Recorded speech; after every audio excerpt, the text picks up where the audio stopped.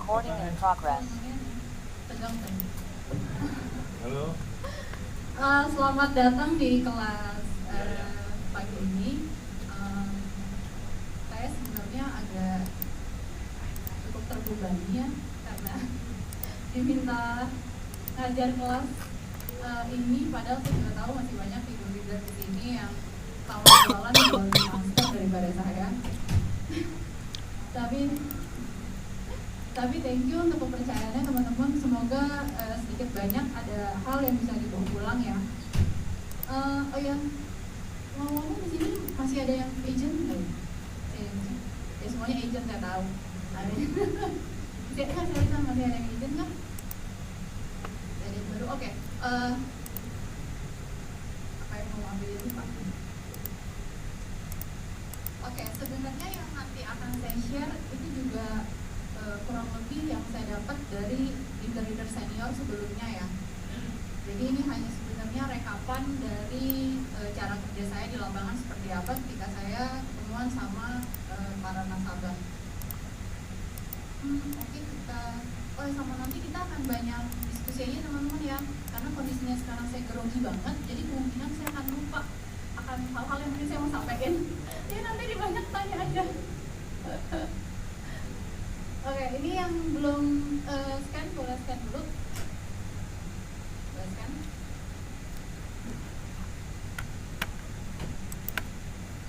Ya, oke. Saya belum.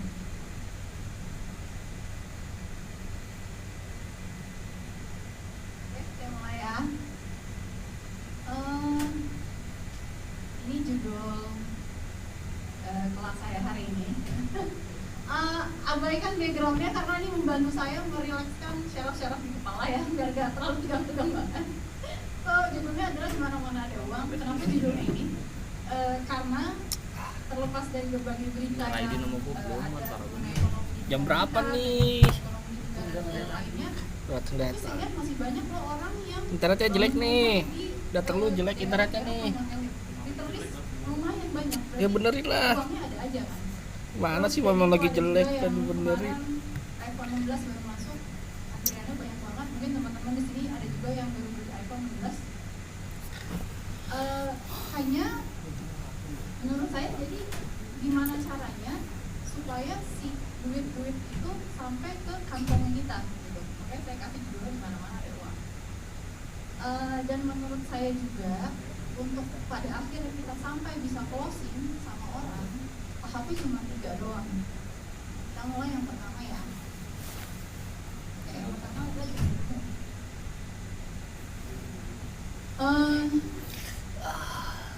Coba teman-teman datang setiap minggu training, belajar produk,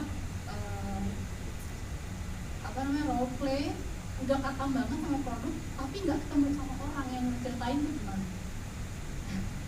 Jadi harus ketemu sama orangnya menurut saya. Jadi saya tulis yang pertama adalah butuh kreativitas buat yang ditemu, bisa menghubungi langsung atau tidak langsung. Langsung kan artinya kalau misalnya teman-teman ada yang mungkin biasa ketemuan langsung bisa datang ke rumah temannya atau ke kantornya. Satu aja nggak apa-apa baru mulai ini. Aja ke kantornya, jadi nggak usah ketemu. Tapi kalau nggak langsung berarti kita harus janjian dulu, gitu ya. Nah di sini saya bilang butuh kreativitas. Kenapa? Saya pernah saya mau ngajakin teman saya ketemuan, tapi saya ditolakin terus. Setiap saya telepon dia nggak mau, saya chat dia nggak mau. Alasannya karena dia nggak mau pokoknya ditawarin asuransi gitu. Terus saya bilang sama dia, emangnya kamu tahu apa yang mau saya omongin? Enggak kan, belum tahu kan saya mau cerita apa. Saya juga nggak mau nawarin apapun gitu.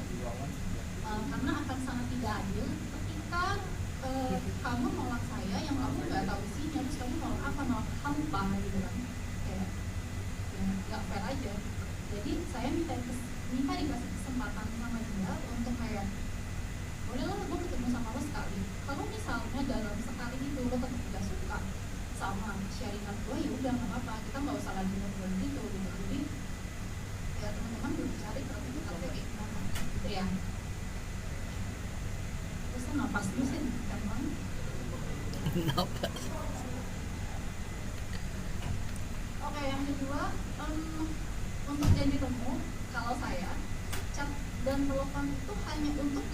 pengundiannya. Jadi saya sampai saat ini tidak pernah menjelaskan produk lewat chat atau telepon, kecuali saya pernah udah pernah ketemuan sama orangnya, terus orang yang minta bikin ringkasan manfaat atau ringkasan produk baru. Tapi kalau untuk pertama kali saya tidak pernah menjelaskan produk dalam chat atau telepon. Kenapa? Supaya tidak terjadi miskomunikasi. Terus kemudian yang ketiga itu bonding time. Bonding time itu saya lebih dekat sama nasabah saya ketika mereka sudah jadi nasabah dibanding ketika mereka belum jadi nasabah saya gitu. Tujuannya satu, saya jaga hubungan, jaga relasi, saya bisa reselling, saya bisa dapat referral. Kemudian penting juga buat saya untuk selalu mengucapkan selamat ulang tahun. Saya nggak tahu teman-teman di sini begitu juga atau enggak. Mungkin itu hal kecil tapi itu matters. Dan itu adalah celah di mana kita bisa lagi tuh ngajak ketemuan, ngajak meeting. Dan untuk bisa tahu ulang tahun nasabah itu udah di Proofforce juga teman-teman. Ya, jadi kita dibantu dalam berbagai hal di sini. Terus yang terakhir, pada dasarnya memang manusia itu nggak suka keluar uang, bagi dia adalah biaya. Sama kita juga nggak suka ya kalau keluar biaya-biaya nggak penting. Jadi kalau nggak ada penawaran tuh nggak ada penolakan. That's why setiap kali saya telepon mau ngajak ketemuan sama orang,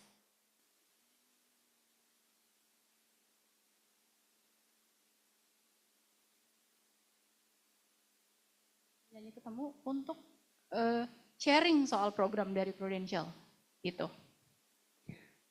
Sampai sini ada yang mau nanya dulu nggak? Nggak ada? Nggak ada yang mau nanya? Seriusan? Udah ya?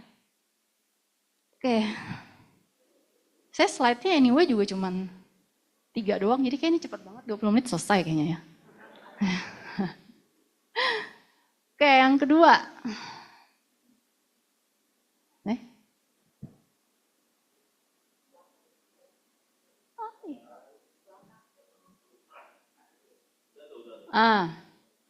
Yang kedua.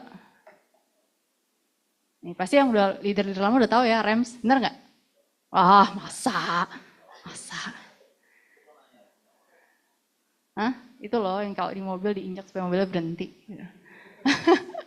So yang kedua adalah delivery value. Jadi lebih penting delivery value-nya dibandingin kita jualan angka premi. Misalnya preminya berapa? Preminya 3 juta, 5 juta. Kedengeran tinggi kan? Terus kayak buat apa saya bayar seharga itu kalau misalnya nggak ada delivery value-nya gitu. Jadi yang pertama adalah review policy. Jadi ini juga saya belajar dari dulu tuh siapa ya, pas zaman saya agent, Wibisono Citro kalau nggak salah. Jadi dulu saya sering banget pas agent dengerin audionya dia. So satu dari review policy.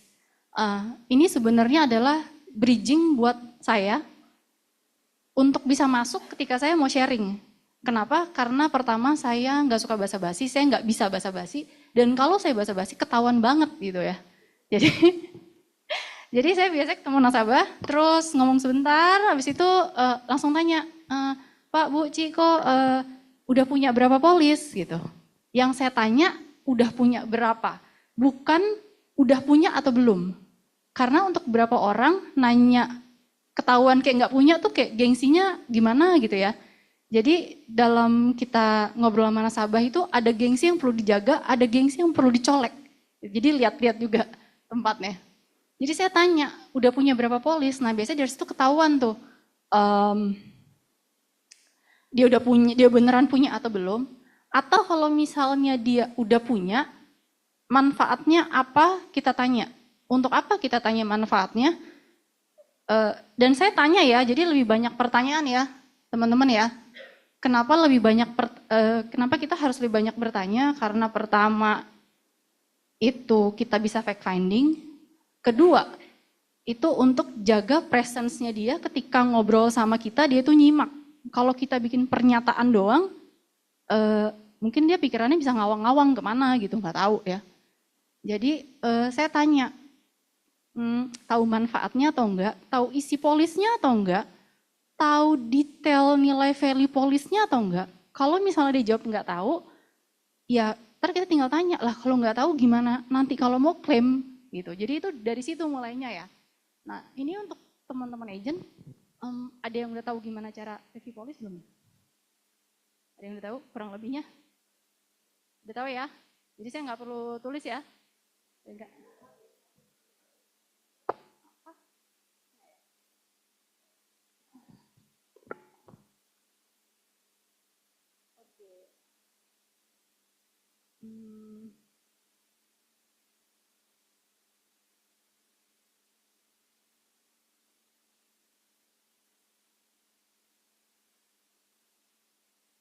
Ini sekalian gabungan dari nanti yang saya mau jelasin di sini ya. Ini kita sebagai agent, ini kalau kita mau sharing ke nasabah dalam sebuah rumah keluarga, minimal ada 3 orang lah ya. Papa, mama, anak. Ini saya tulis rem. Ini review policy.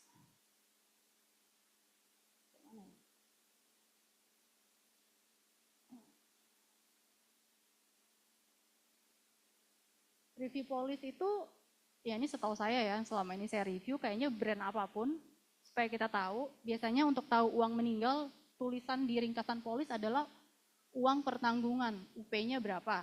Misalnya UP 1M gitu ya. Terus untuk sakit kritis, biasanya tulisannya critical illness atau crisis cover.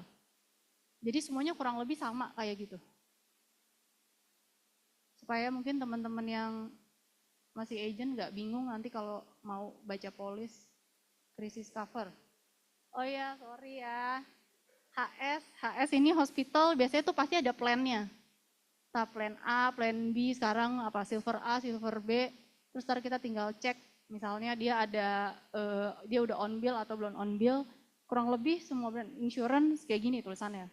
Ya, jadi teman-teman bisa cek nanti nilainya berapa nih, misalnya nilainya 300 juta. Jadi tahu kebutuhan dia udah pas atau belum. Oke, kayak gitu. Nah, terus kemudian untuk yang edukasi itu bukannya kayak kita mau ngajarin nasabahnya ya, enggak sama sekali. Edukasi justru kita lebih tanya sama mereka, kayak misalnya mereka udah ada yang udah punya gitu ya, kan kita review policy tuh yang pertama, mereka udah punya, kita tanya, tahu nggak sih manfaat sebenarnya?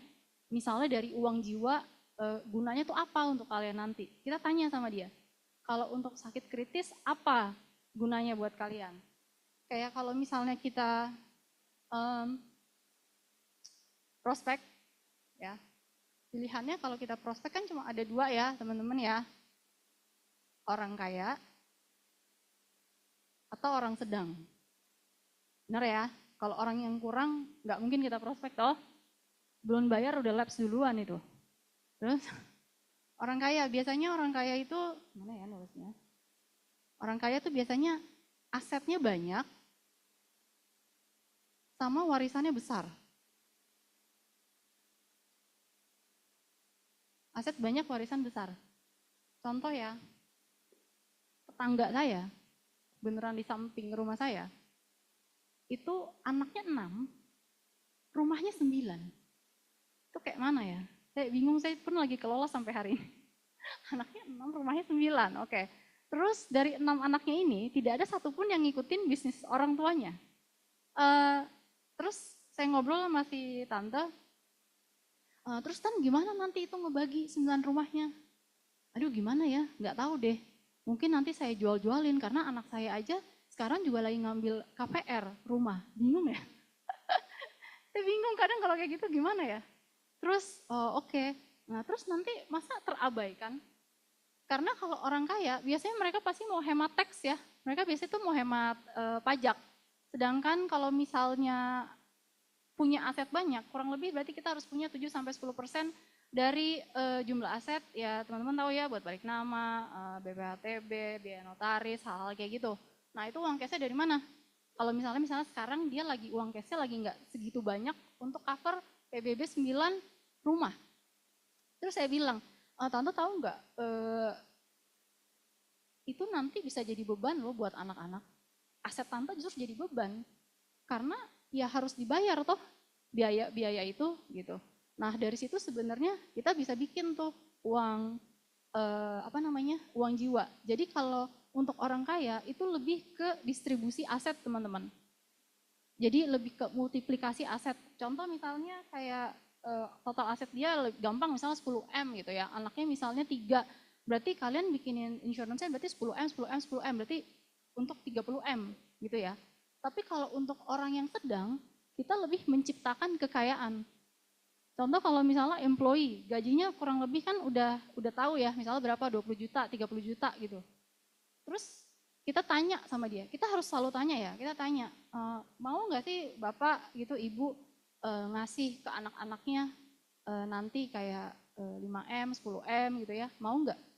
Caranya gimana? Caranya dari asuransi. Nggak mungkin kita nabung ya dari 30 juta terus nabung sampai kapan punya duit 5M.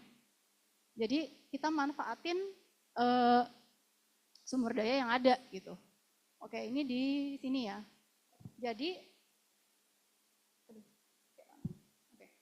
Jadi untuk pencari nafkah itu dibutuhkan uang jiwa dan sakit kritis juga.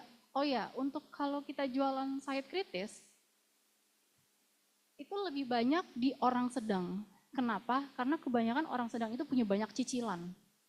Jadi kita bisa, bukan nyecer ya, kata bahasanya apa sih yang bagus ya. Jadi kita bisa fokusin itu ke banyak cicilannya dia. Karena setahu saya ketika kalau misalnya kita KPR, kita cicilan rumah atau aset properti yang besar, itu berdampingan dengan uang jiwa, bukan uang critical illness. Jadi kalau misalnya dia mati baru lunas, tapi kalau dia sakit gimana? Dia sakit, dia sambil juga harus melunasi cicilannya toh. Jadi pentingnya bikin critical illness. Nah, saya kebanyakan jualan memang PCB dan True Future. Gitu. Yang terakhir saya closing agak lumayan, kalau itu sama saya jualannya juga uang jiwa sama uang sakit kritis. Itu saya dapatnya referensi. Nah, kalau misalnya referensi pun saya itu minta, contoh gini, saya ada nasabah preminya misal 20 juta sebulan gitu ya. Saya minta referensi ke dia, tapi saya juga minta, saya mintanya referensinya yang sama ya backgroundnya, sama ibu, bapak, koko, kenapa? Karena kalau misalnya premi dia segitu, kurang lebih kalau dia mereferensikan saya, calon nasabah juga preminya akan sama dong. Gitu. Abis itu, ini saya sebenarnya fact finding sama keadaan situasi saya sendiri ya. Abis itu ketika saya prospek sama referral dan dia langsung mau, saya tanya sama dia, kok tante, om gitu ya, kok mau sih langsung closing sama saya? Kan baru kenal. Terus closingnya juga lumayan gitu. Terus dia bilang, karena saya percaya sama yang ngerekomendasikan kamu gitu. Jadi saya mikir, oh berarti emang ada baiknya ketika kita minta referensi pun, kita minta sama orang yang trustworthy.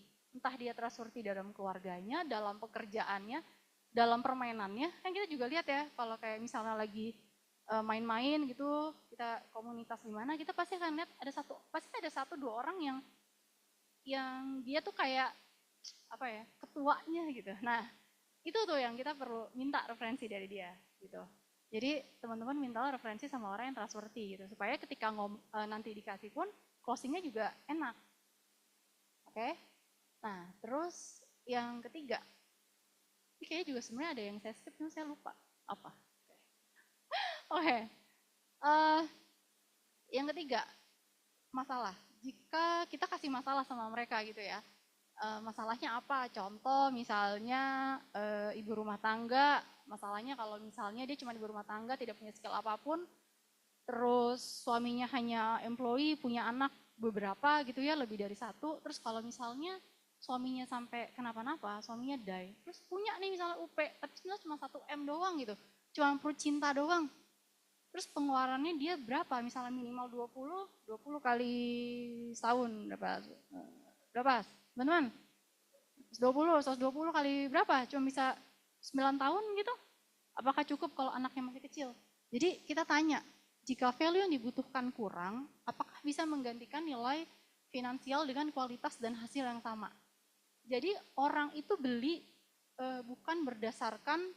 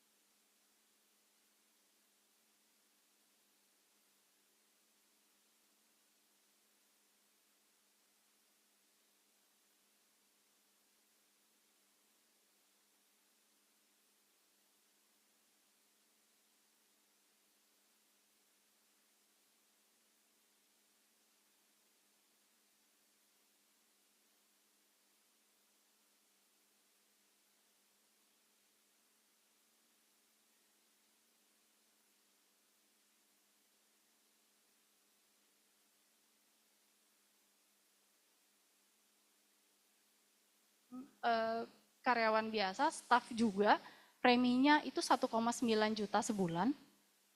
Tahun lalu dia itu hampir 10 bulan tidak bekerja. Karena satu dan lain hal, sampai akhirnya dia nemuin kerjaan yang baru, tapi selama 10 bulan, saya sangat appreciate dia bayar itu selalu on time loh. Nggak bayar coy loh ya, bayar premi loh.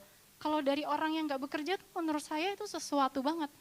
Kenapa? Karena setiap kali keadaan finansial kita terganggu, pertama kali pos yang kita tutup apa sih? Asuransi pasti kan, gitu. Jadi betapa pentingnya pemahaman supaya delivery yang kita mau, value yang kita mau sampaikan tuh dapat gitu buat nasabahnya. Nah, yang terakhir ya solusinya ya polis asuransi. That's why di sini kayak untuk, ini untuk papa, maksudnya yang orang yang pencari nafkah, penting buat punya semuanya. Untuk mama itu hospital, untuk anak hospital. Tapi ini priority ya teman-teman ya. Jadi akan lebih bagus kalau memang semuanya punya gitu. Tapi priority dalam sekeluarga pastikan punya semuanya. Jadi teman-teman kalau misalnya pun jualan satu keluarga paling nggak udah bisa dapat 4 polis lah gitu minimal. Gitu ya. Gitu. Oke.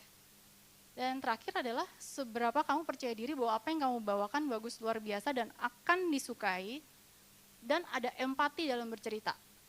Jadi waktu saya zaman agent, saya ngaku dosa saya jarang datang training, mohon maaf, jangan diikutin.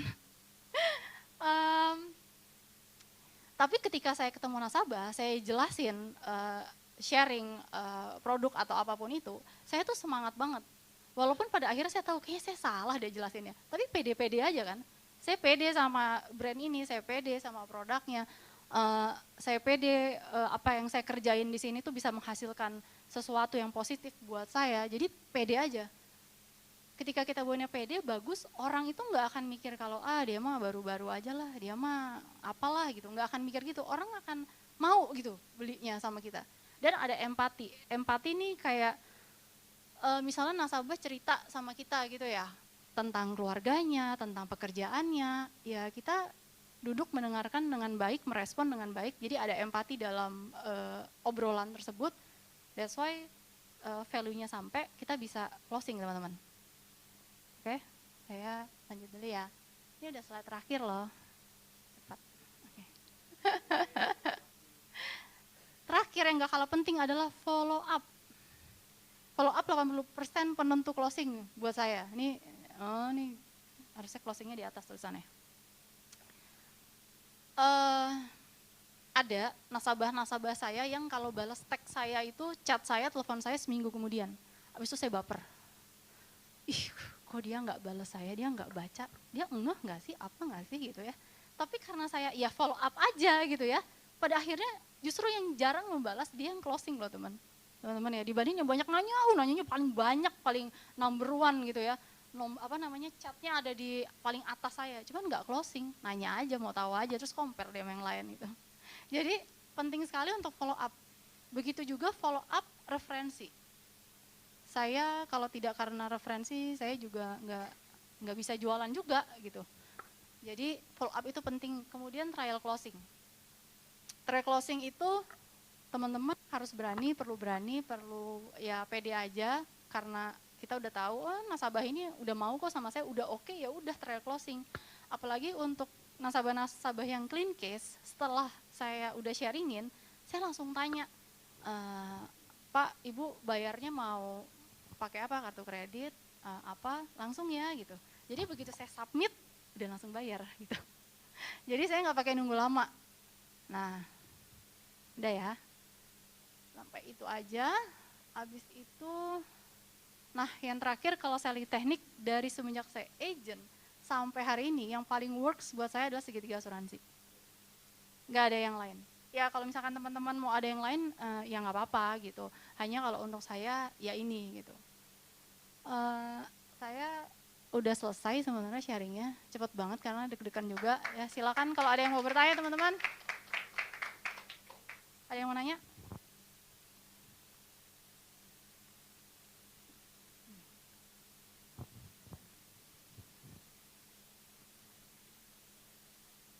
Yang nanya Cile, nggak salah nih. Boleh sharing nggak cara dari pertama sampai terakhir sampai closing itu seperti apa? Karena kan yang takutnya gini loh, follow up itu kan takutnya bahasa kita terlalu kaku atau kayak terlalu memaksa gitu loh. Nah cara follow upnya Kay itu seperti apa? Yang pasti kan nggak mungkin cuma sekali 2 kali, apalagi tadi ada yang sampai seminggu baru bales. Nah habis itu apa yang Kay lakukan? Thank you. Gak apa-apa Ci, paksa aja. Bikin nggak lo gitu.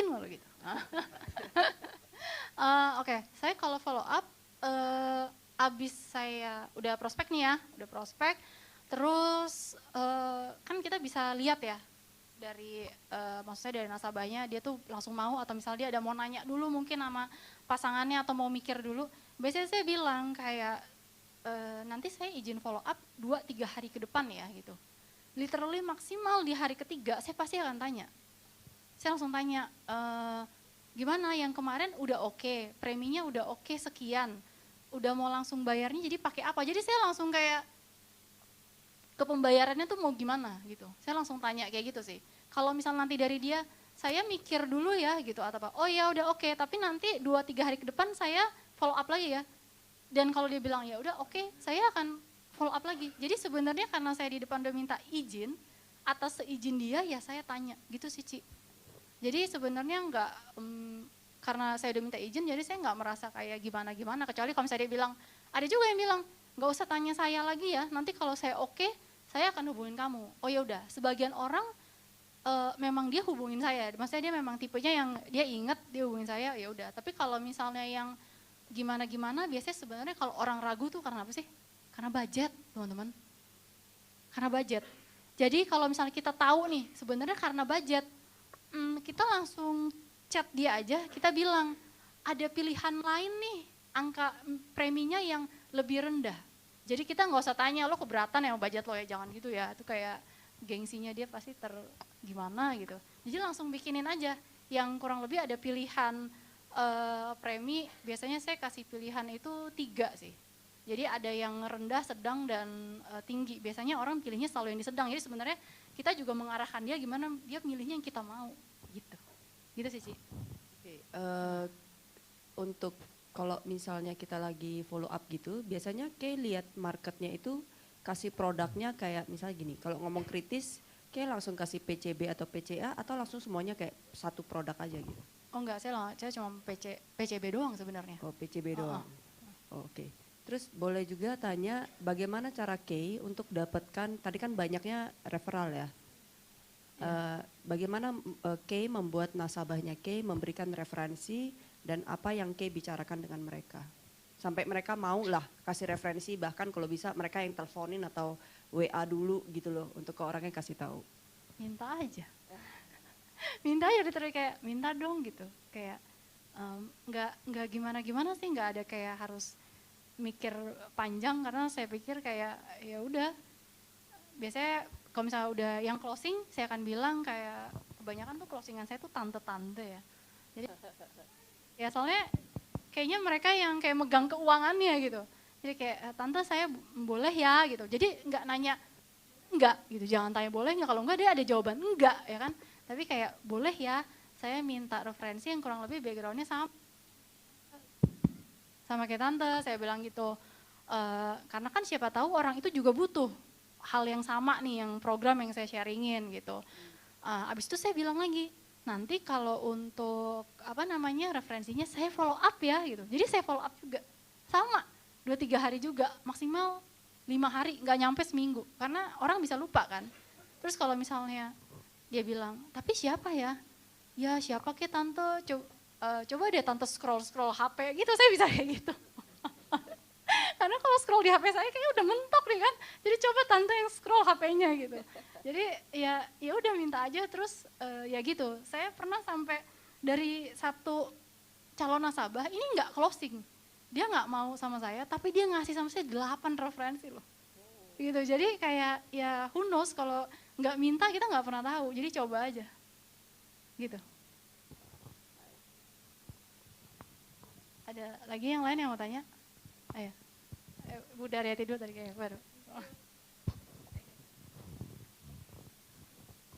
Oke, thank you, Kay. Aku mau nanya dari yang basic. Kan begitu Kesia dapat referensi, pasti Kesia akan telepon orang itu dong. bikin janji.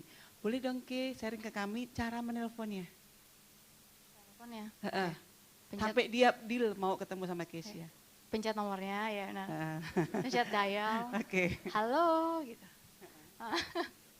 Terus kayak ya halo, biasanya saya chat dulu, biasanya saya akan chat dulu, saya akan bilang saya Keisha, saya dari Prudential, saya direkomendasikan oleh siapa, gitu orangnya, untuk menghubungi ya orang ini, karena ada program yang saya mau sharingin, kayak gitu dulu biasanya Bu. Mau dia bales, mau dia kagak bales, besokannya saya langsung telepon lagi orangnya, saya langsung telepon.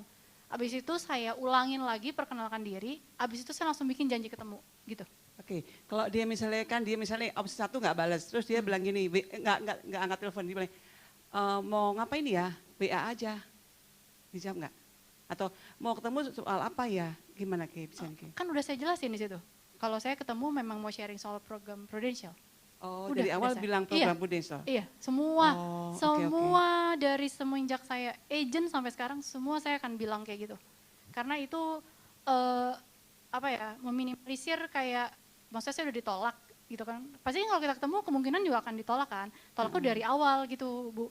Jadi saya mengurangi waktu saya, tenaga saya, mental saya. Oke, Gitu. siap. Jadi dari awal langsung bilang mau sharing program Prudential? Iya. Oke. Kalau misalnya gini, aku udah punya Prudential kok.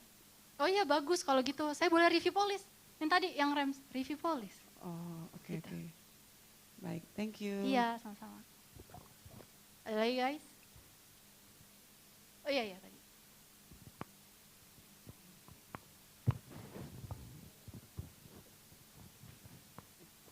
Oke, Ya. thank you. Mau tanya, tadi kan Keisha bilang ada yang nggak closing tapi dia ngasih referensi. Terus kita nelpon ke orang yang referensinya, padahal dia nggak closing, kita bilangnya gimana ya? Kalau dia closing kan kita bilangnya, saya direkomendasikan kebetulan sini baru ngambil gitu. Ya, saya nggak ada pernah kata-kata Oh, nggak ada baru gitu ya? ambil. Iya. Oh iya. Nggak ada. Jadi gimana kayak boleh ini? Sama aja kayak gitu, saya direkomendasikan oleh ini gitu. Iya, saya nggak pernah bilang kenapa, buat saya kayak apapun saya sama nasabah saya, ya itu urusan saya sama nasabah saya. Yang nasabah baru nggak perlu tahu dia mau ngambil, dia nggak ngambil. Gitu sih. Oke, thank Iya, you. iya. Kita tuh, mungkin in- saya jarang sekali memberikan too much information. Itu kenapa supaya nasabah juga nggak banyak kayak mikir-mikirnya gitu loh. Jadi kayak secukupnya aja gitu. Di depan ya, kalau misalnya nanti kita udah ketemuan, kita udah sharing, nah itu baru gitu. Gitu. Ada lagi yang mau nanya?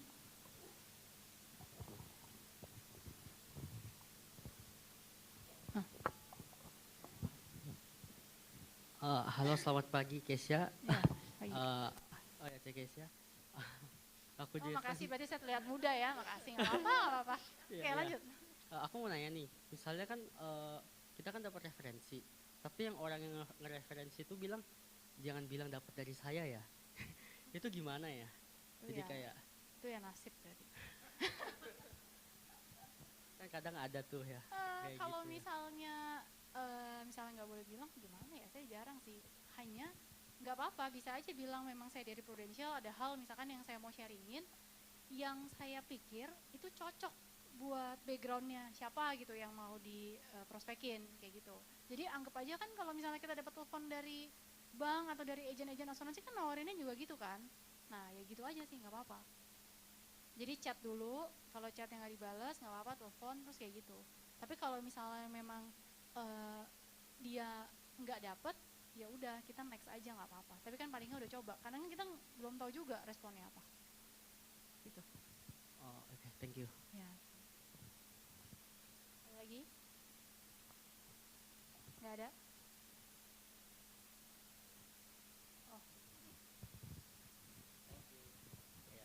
Oh, Pagi Kak, mau Ya. tanya. Jadi anggapannya kan kalau dibilang kan cerita kalau misal ada nasabah yang walaupun nggak closing tapi dia masih ngasih referensi. Nah, di mana biasanya kan kalau orang ngasih referensi kita sebagai agennya itu kan mempertaruhkan namanya dia juga kan. Nah, gimana caranya orang yang kita prospek yang walaupun nggak closing ini masih mau ngasih referensi ke kita gitu. Walaupun dia sendiri nggak closing sama kita. Nah, terus kedua mau tanya juga, biasanya kalau nawarin review polis itu apa yang diomongin sih biasanya sih? Ya, thank you. Pertama kalau misalnya minta referensi, saya tuh kalau minta referensi nggak mikir banyak ya, minta aja gitu. Kayak bodo amat mau itu orang closing sama saya, nggak closing sama saya, karena saya butuh list nama, saya minta. Jadi saya nggak banyak mikir. Ya minta aja, saya boleh nggak minta referensi? Mungkin kayak kamu kan nggak closing sama saya, mungkin saat ini kamu belum butuh apa yang saya ceritain. Tapi belum tentu orang lain juga nggak butuh. Bisa jadi orang lain tuh butuh loh gitu. Nah, kamu kan bisa ngebantuin mereka. Saya bilang gitu biasanya. Jadi kayak ya udah, habis itu dia ngasih deh. Dan biasanya kalau kita tadi balik lagi, kalau kita pede aja ya, mereka juga dengan senang hati kok ngasihnya. Gitu. Jadi nggak perlu kayak kita kayak khawatir orang mikir apa gitu. Enggak sih, enggak. Sampai saat ini sih aman-aman aja. Gitu. Terus yang kedua tadi untuk review polis. Untuk review polis sama. Bridgingnya kayak langsung aja tanya, udah punya berapa polis Pak, berapa polis Bu, gitu. Nanti dari situ kita tahu deh dia punya atau dia belum punya. Apa tanya aja. Sorry, boleh tanya lagi nggak? Iya, silakan. Nah, pas referensi itu, kakak minta dulu orang apa yang ngereferensiin kita ini buat ngomong dulu ke temennya, atau langsung kita chat aja dari WA-nya gitu? Kadang kalau misalkan dia udah ngomong duluan, dia info ke saya. Jadi sebenarnya saya juga nggak mikir kayak ini orang udah ngomong atau belum, karena menurut saya, makanya tadi saya bilang kalau memang ini orang trustworthy, pasti si orang yang direkomendasikan juga percaya aja gitu. Pasti dia mikirnya masa gue dikasih hal yang nggak baik sih gitu. Jadi nggak apa-apa. Tapi kalau misalnya kamu mau nanya, tapi lu udah bilang duluan belum? Kalau misalnya dia bilang, oh yaudah nanti gue bilang, ya nanti dia akan bilang. Kalau misalnya dia nggak mau bilang kayak tadi, enggak sih nggak mau bilang, ya udah gitu, nggak apa-apa juga. Tapi dicoba aja semuanya. Oke, thank you. Iya. Ada lagi?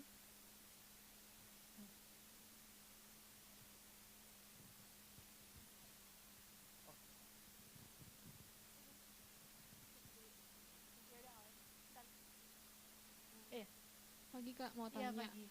kalau misalnya kita minta referensi sama orang ya, terus kan orangnya misalnya nggak closing sama kita gitu ya, kita tetap perlu keep in touch nggak sama dia, Oh sama iya dong. si yang nggak ngasih referensi itu. Oh iya dong, kan kita belum tentu nanti nextnya dia tetap belum mau, bisa aja. Oke. Jadi kalau misalnya nih lagi ada, yang penting kita udah pernah ketemu ya, misalnya lagi ada produk baru nih atau apa, kita kayak share aja gitu ke dia. Terus kalau misalnya kayak bisa dia nanya apa nih gitu ya, misalnya karena itu kan cuma belas doang. Palingan saya ya biasa lah ya agent, aduh maaf ya kepencet gitu, padahal memang sengaja mencet ya nggak. Habis itu ya udah nanti kita baru mulai share lagi gitu. Berarti hanya sekedar itu aja ya untuk keep in touch-nya ya maksudnya. Iya. Atau enggak mungkin nanti kalau misalnya kita tahu misalnya dia ada mungkin dia baru menikah atau dia ada lahiran, kita ucapin dia selamat, terus gimana kalau yang kemarin kira-kira udah butuh belum sekarang gitu. Gitu sih. Tetap kalau keep in touch tetap dong. Daripada ntar dia diambil sama yang lain. Oke. Thank you Kak.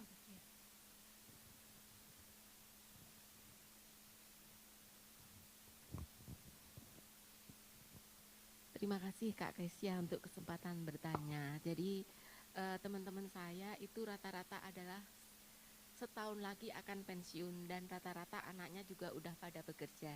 Jadi bagaimana saya bisa mengontak si teman-teman saya itu supaya mereka mau closing ambil polis dengan posisi seperti itu. Jadi sebentar lagi pensiun, kayaknya sudah nggak membutuhkan apa-apa karena anak-anaknya udah pada kerja. Bridgingnya itu gimana masuknya? Makasih. Kata siapa kalau pensiun nggak butuh? Itu justru kalau misalnya dia udah punya ya mungkin dia nggak butuh ya. Tapi kalau dia belum punya itu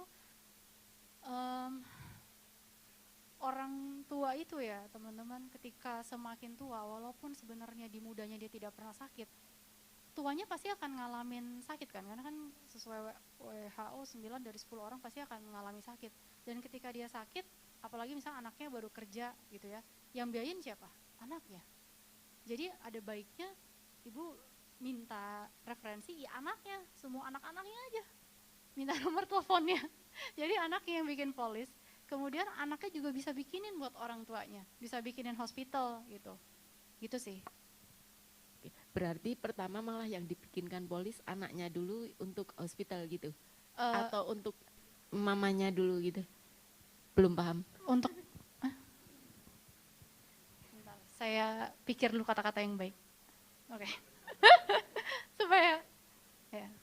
Oke, jadi untuk maminya kan berarti udah pensiun. Berarti kan kalau secara finansial mungkin berarti biaya udah nggak bisa segitu banyak lagi. Benar ya Bu ya?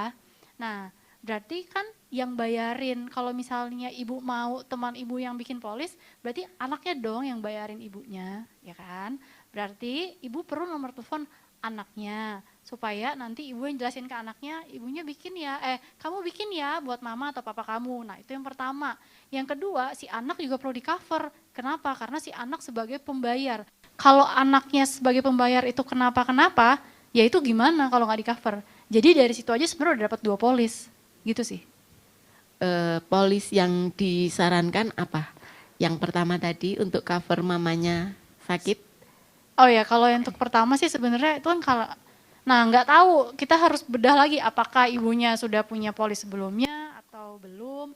Kalau misalnya udah punya juga apa, ibu perlu review polis makanya Bu. Gitu. Anggap aja kan selama ini dia karyawan gitu kan. Jadi kan polisnya pasti polis dari kantor. Belum punya Berarti asuransi. belum punya. Kalau belum punya ya pertama kali ya si hospital. Iya, Oke. makanya hospital. Gitu. Terus kalau untuk anaknya, Kalau kalau anaknya dia kan udah di cover oleh perusahaan. ya, Ya. Berarti kira-kira apa? ya berarti yang critical illness gitu. Oke. Iya. Ya, terima kasih. Ada lagi yang mau nanya? Hah, ada lagi. Ya, nggak apa-apa, saya bercanda doang. Hai Ceh.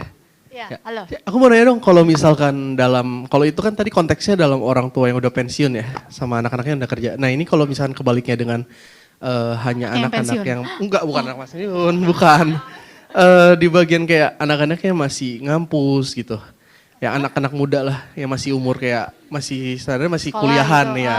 Yang kuliah-kuliahan, yang masih baru mulai kerja atau gimana gitu. Kan kalau misalkan mereka kan kebanyakan kita sharing ya, kita sharing tentang oh ini tuh penting buat kita juga kan. Yang biasanya kita bisa tawarnya selain kesehatan, critical illness buat kedepannya kan. Terus biasanya sih mereka kayak bilang gue mah nggak terlalu butuh gitu ngomongnya, karena gue mah sehat-sehat aja gitu kan. Nah selain ke dianya untuk bridging ke orang tuanya itu gimana Ceh? Selain maksudnya datang mampir ke rumahnya gitu. Oh, berarti yang perlu diprospek orang tuanya, bukan anaknya. Supaya orang tuanya berarti bikin buat anaknya. Karena kan anaknya masih sekolah kan, berarti kan belum ada penghasilan dong. Iya. Jadi orang orang tuanya yang diprospek. Bridgingnya itu gimana Ceh? Maksudnya kan kalau biasanya ya, mau dong mau main ke rumah ya kan, biasanya ada yang ngomongnya gitu. Bilang aja, boleh nggak gue ketemu sama mami papi lo gitu. Gue mau sharing nih program yang ini. Kalau lu kan mungkin dari lo ngerasa belum butuh kan. Cuman mungkin kalau dari mereka bisa jadi mereka butuh lo dan mereka mau. Misalnya mereka bikinin buat lo. Jadi kan seumpama kayak lo kenapa-napa juga lo gak ngerepotin orang tua lo gitu.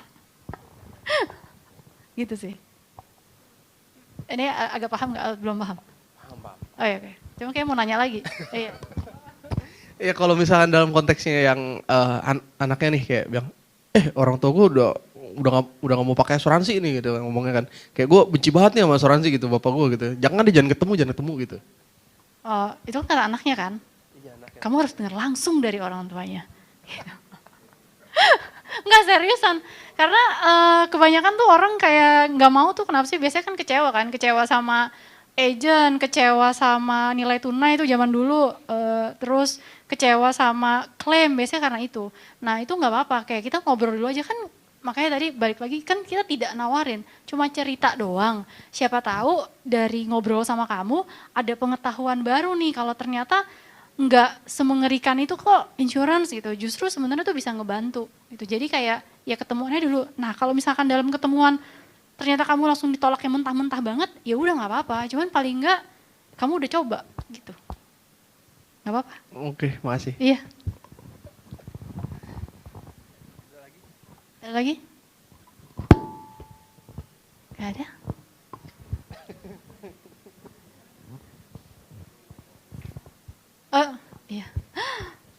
tanya lagi sama Cileni.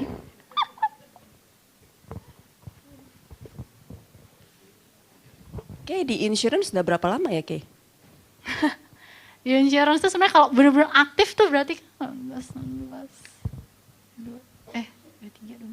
5 tahun aktifnya 5 tahun. Waktu yang pertama kali join? 2008.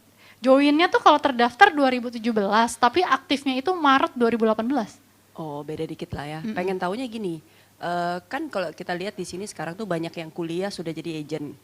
Nah, kalau Kay sendiri waktu awal join itu udah kuliah atau udah selesai kuliah? Udah selesai kuliah. Udah selesai kuliah. Nah, kan kita juga tahu bahwa even udah selesai kuliah pun marketnya belum tahu nih. Mungkin teman-temannya Kay kan juga istilahnya juga baru selesai kuliah dan baru mau kerja. Nah, awal-awal Kay prospek itu marketnya siapa aja? Aku udah selesai kuliahnya lama. Aduh, oke. Jadi ketahuan. Oke, sebenarnya untuk pertama kali, ini dia nih. Ya, first year-nya Kay. Kayaknya aku pernah cerita deh. Kan mereka belum. Oh. First year-nya Kay waktu join jadi agent, Kay bikin list namanya tuh seperti apa? Nih ya Ci ya, ini kayak mirisnya saya ya. Dulu kan disuruh bikin list nama, ya kan. List nama, bikin 100 nama. 100 nama boro-boro, udah gitu. Ring 1, ring 2, ring 3. Apaan Lord of the Ring gitu. Saya pikir gak ada gitu. Mana gitu, gak ada. Jadi nasabah pertama saya itu adalah, halo. Saya itu kenal di rumah sakit di Pineng pula. Jadi itu nasabah pertama saya teman-teman. Saya lagi nemenin om saya berobat, si tante ini selalu ada di jam berobat yang sama. Abis itu saya pas lagi ngobrol-ngobrol, dia nanya sama saya kayak, saya kan sekarang udah sakit, terus saya kerja. Jadi kalau nanti saya kenapa-napa, berarti semua fasilitas saya hilang. Terus gimana ya gitu, kayak spouse sama anak-anak saya, karena semua di cover dari kantor. Karena saya tuh waktu baru pertama kali jadi agent, terus ya udah saya bilang, tante saya agent, tapi nggak aktif. Tapi jangan ngomong nggak aktif ya, ini kan saya dulu masih bego gitu ya, masih oneng banget, jadi jangan ditiru. Terus kayak gitu, tapi tetap saya minta nomor teleponnya, saya minta nomor teleponnya ya tante gitu. Nanti di Jakarta kita ketemuan. Ya udah dari situ, itu pertama kali Ciledi, nasabah pertama saya. Jadi out of nowhere. Dari situ saya minta sama dia referensi. Abis itu karena suaminya bikin, saya minta juga referensi. Jadi bukan dari ring satunya saya, ring satu keluarga orang yang saya minta. Jadi dari situ mulainya. Karena memang even sampai saat ini, sampai hari ini, keluarga saya itu cuma satu yang bikin sama saya, yang dekat. Sisanya bikinnya sama brand sebelah. Jadi saya kayak ya udahlah bodo amat gitu, kayak ya hidup saya berdasarkan referensi dan follow up, makanya saya bilang follow up itu penting sekali buat saya gitu. Nah teman-teman yang kalau misalnya punya list nama banyak, please manfaatkanlah, beneran deh. Itu kayak, itu bless banget loh. Itu. Ada lagi Ci? Udah? Oke. Yang lain? Ada yang sih mau nanya? Kita masih punya waktu 25 menit. Atau mau break? Oh iya. Halo Ci, Ya, aku mau halo. nanya, Cici kan pertama kali mulai start dari prospek itu kan usianya masih cukup muda ya. Nah aku tuh ada pertanyaan gini Ci, karena anak zaman sekarang itu kan seusiaku kayak anak-anak baru lulus kuliah, terus mereka masih kuliah, mereka belum punya knowledge tentang asuransi. Jadi gimana caranya kita mengedukasi dan caranya mengkomunikasikan ke mereka, terutama juga kalau misalnya kita mau prospek ke orang tuanya, kayak gitu Ci. Kayaknya leader di samping kamu lebih tepat menjawabnya daripada saya, karena saya tapi ini seriusan. Kenapa? Karena saya sebenarnya juga jarang juga berhubungan dengan, maksudnya komunikasi dengan Gen Z ya. Karena yang buat saya nih, ini kekurangannya saya memang. Saya itu kalau 10 tahun, maksimal 10 tahun ke bawah dan 10 tahun ke atas, saya masih bisa nyambung tuh.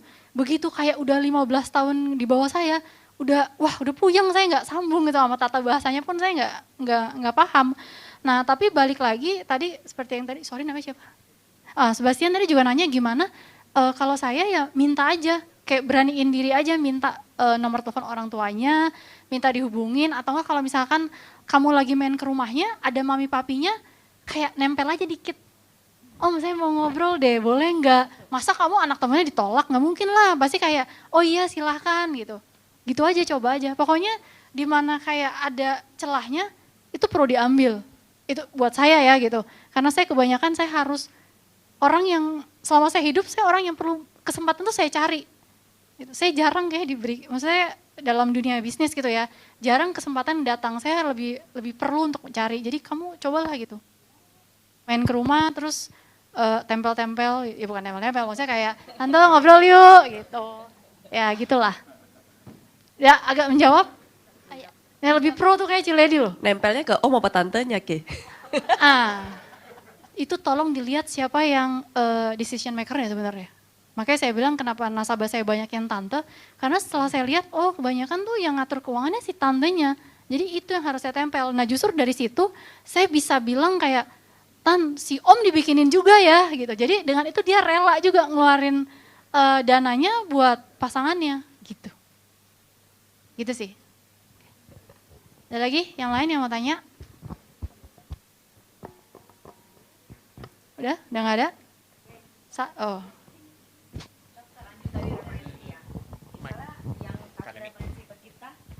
Nggak bersedia disebutin gitu. Nanti gak usah sebut-sebut nama gue ya gitu. Nah itu kan mau nggak mau kita seperti komunikasi dengan orang umum aja ya. Saya Neni dari Prudential. Saya mau memberikan informasi mengenai produk Prudential gitu kan. Program saya bilangnya program. Nah ketika dia jawabnya gini kayak, oke, halo Mbak Neni, thank you ya buat infonya, tapi nggak dulu. Oh iya nggak apa-apa, kalau misalnya nggak dulu, oh ya nggak apa-apa, tapi nanti lain kali kalau misalnya lagi ada hal yang bagus lagi mengenai ini, saya izin sharing boleh ya, gitu aja. Karena kita nggak akan pernah tahu situasi orang itu kayak gimana, bisa berubah loh. Enggak, ini literally orang bisa berubah. Orang bisa yang kayak lagi baik-baik aja, tiba-tiba besok orang tuanya meninggal, orang tuanya sakit, pasangannya kenapa, itu ya bisa aja. Karena ada juga nasabah saya udah kayak prospek terus ditolak terus gitu ya. Pada sampai akhirnya dia yang datang sendiri, dia bilang, gila kemarin ipar gue kayak gini. Gue masih bisa nggak ya beli program yang kayak kemarin lo sharing gitu. So kita nggak pernah tahu. Tapi kita perlu ngasih info kalau kita tuh tetap, kita masih di bisnis ini loh. Kita ada di sini. So gimana cara supaya dia tahu, kita tetap aja blast hal apa yang baik, lagi ada berita apa, info apa gitu. Supaya dia oh si Keisha masih di Prudential loh gitu.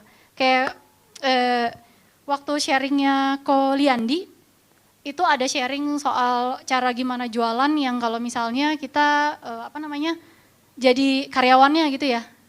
Itu gimana sih kurang lebihnya. Jadi intinya kita jadi karyawannya, jadi halo. Kayak anggaplah saya karyawannya Bapak, jadi Bapak bayar saya kalau ada something bad happen, saya yang urusin nih polis-polisnya. Ada kayak gitu kan? Ya, tapi itu juga dulu tuh pernah dijelasin sama Pak Damai kalau nggak salah. Ya. Tapi untuk pakai cara closing itu, buat saya tuh gengsi banget. Buat saya tuh kayak minta, berarti gue kayak jadi karyawan lo dong gitu ya.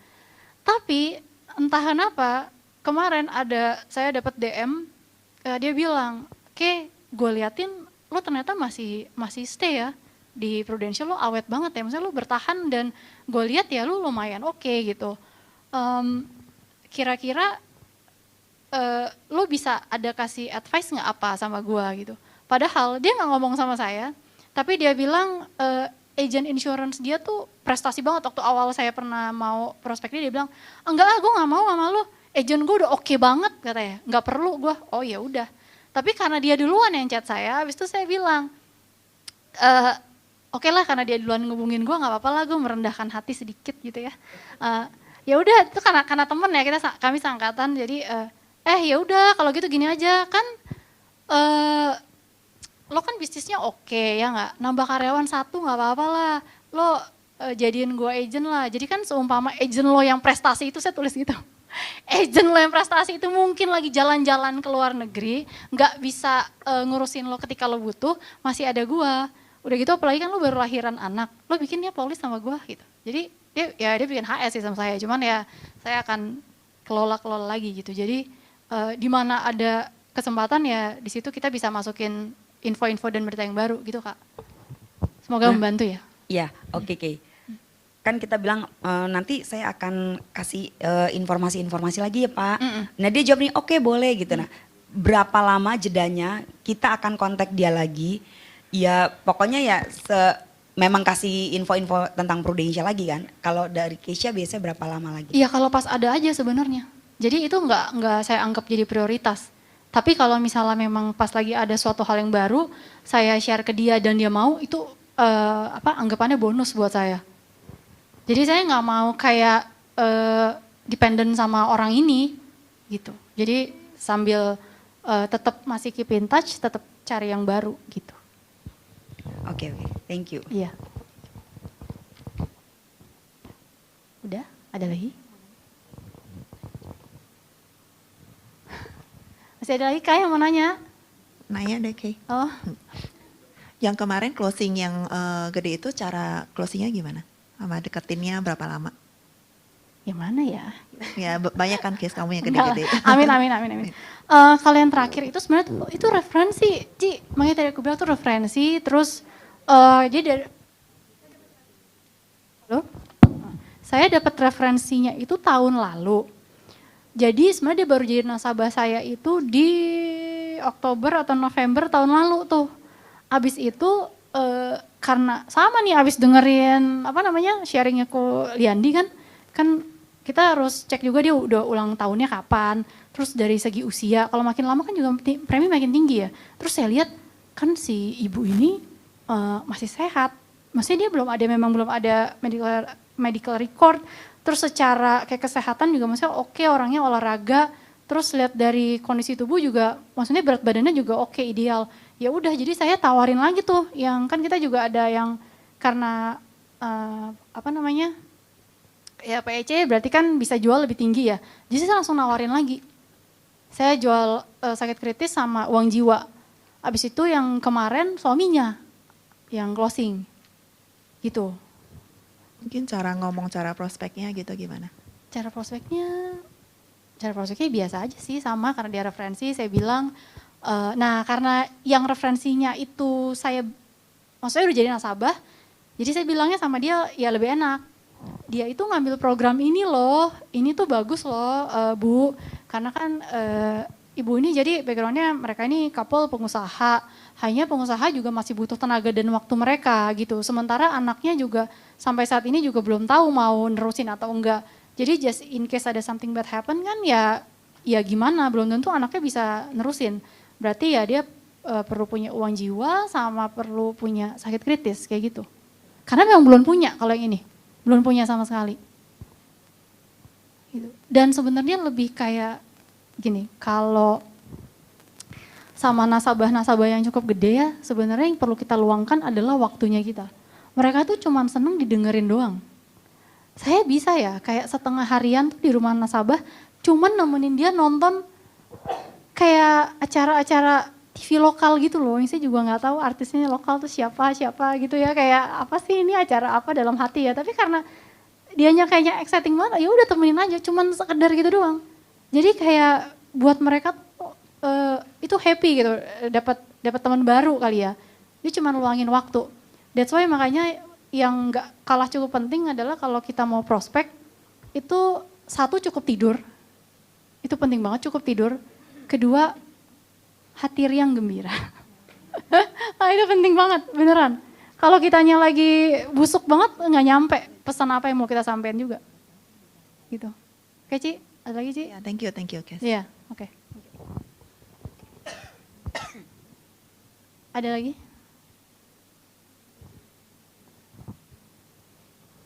Gak ada? Oke, nanya dong.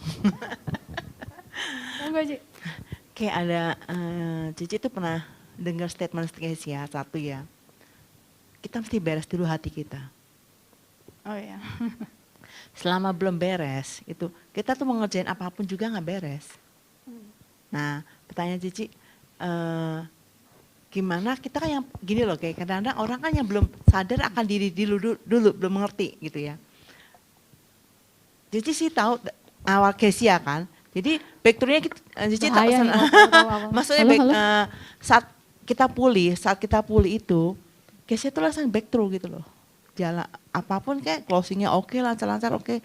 Nah bagaimana waktu dulu Kesia sampai jadi Kesia sekarang gitu? Dulu aku ya sekarang gimana? Backthrough-nya Kesia kan dulu kan sangat introvert banget gitu ya, nggak suka.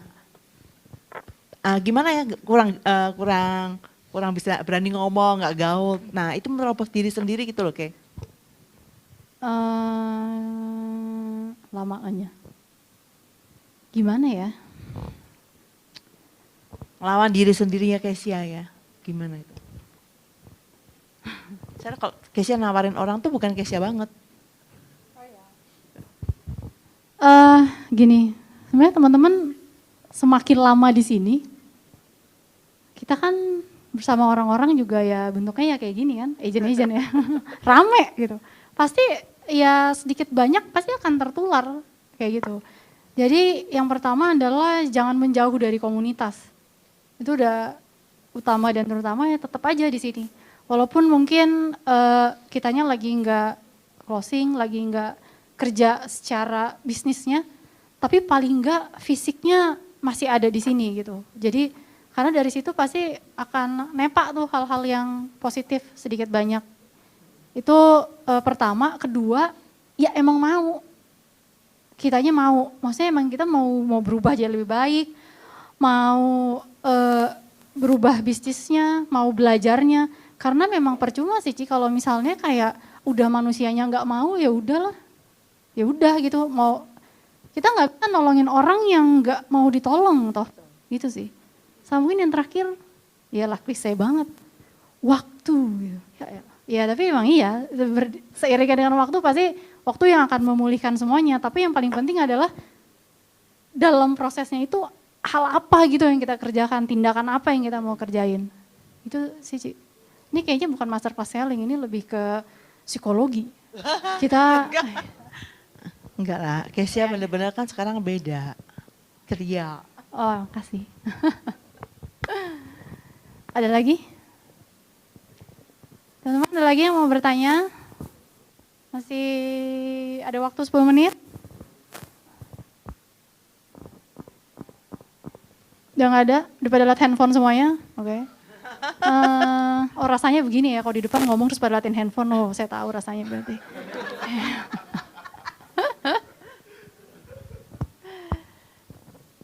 Ada lagi guys yang masih mau tanya? Udah nggak ada? 1, 2, 3. Oke, nggak ada ya? Berarti udah kita thank you Kesia. Sudahi kelas hari ini. Thank you teman-teman semuanya. Thank you Kesia. Yang udah hadir. Ya nggak bisa thank you. Pokoknya ya? Oke. Hah? Enggak, ini cuma thank. Oh iya. Thank you guys. Selamat selanjutnya.